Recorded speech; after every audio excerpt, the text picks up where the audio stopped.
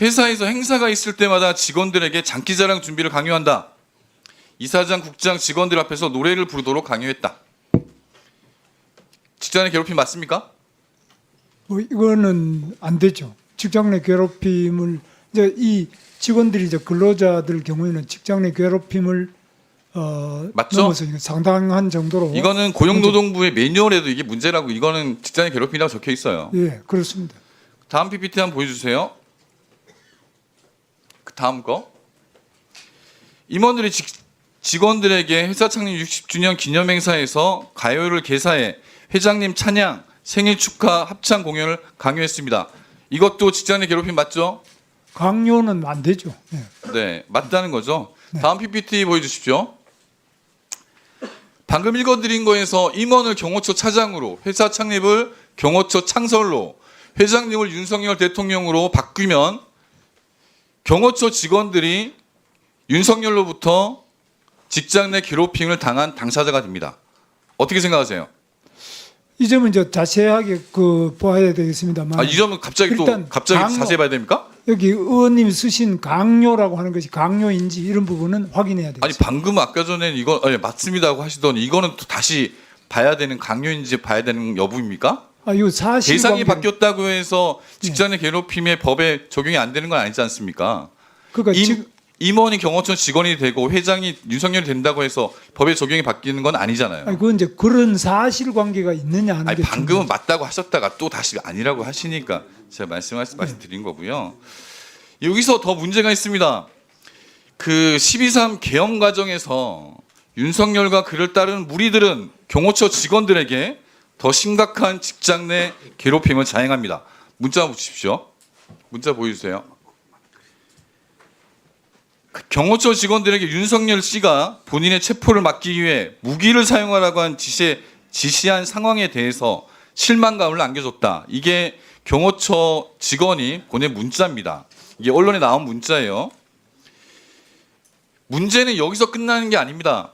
계엄 과정에서 경호처 직원뿐만이 아니고 우리의 수많은 군인, 경찰들 그리고 공무원까지 업무상 적정 범위를 넘어서는 불법 부당한 업무 지시를 강요받았습니다.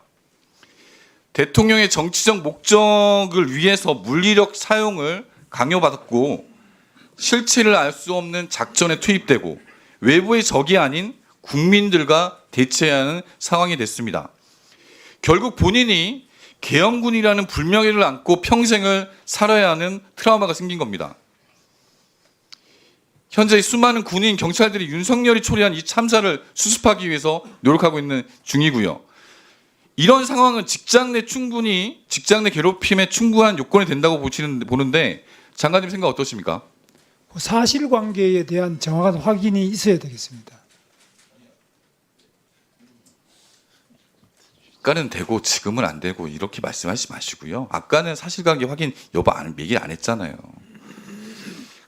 좋습니다. 근데 거기에다가 장관님께서 지금 이렇게 괴롭힘의 행위자, 괴롭힘 숙에 윤석열을 복귀하는 것이 제일 좋다라고 말씀하셨는데 그것도 지금 같은 생각이시죠? 그렇습니다. 복귀하는 것이 가장 좋은 일이라고 생각합니다. 윤석열이 복귀하면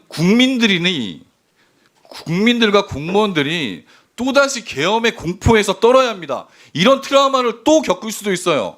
지금 방금 말씀하신 건 국민에 대한 2차 가해입니다. 직장 내 괴롭힘이 이런 문제라고 생각을 안 해보셨습니까? 제가 직장 내 괴롭힘을 국한해서 말씀드렸지만 국민들이 받는 고통, 그 트라우마를 어떻게 치유해야 됩니까? 그런데도 지금 윤석열 복귀해야 된다고 말씀하시는 건 국민에 대한 모독입니다.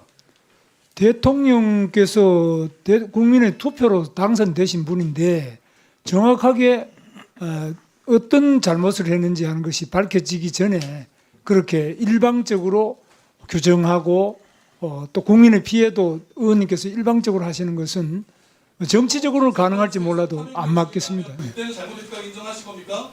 네? 박근혜 대통령은 잘못 안 했다면서요. 박근혜 대통령이 파면될 정도의 잘못이 무엇인지에 대해서는 저는 지금도 납득하지 못합니다.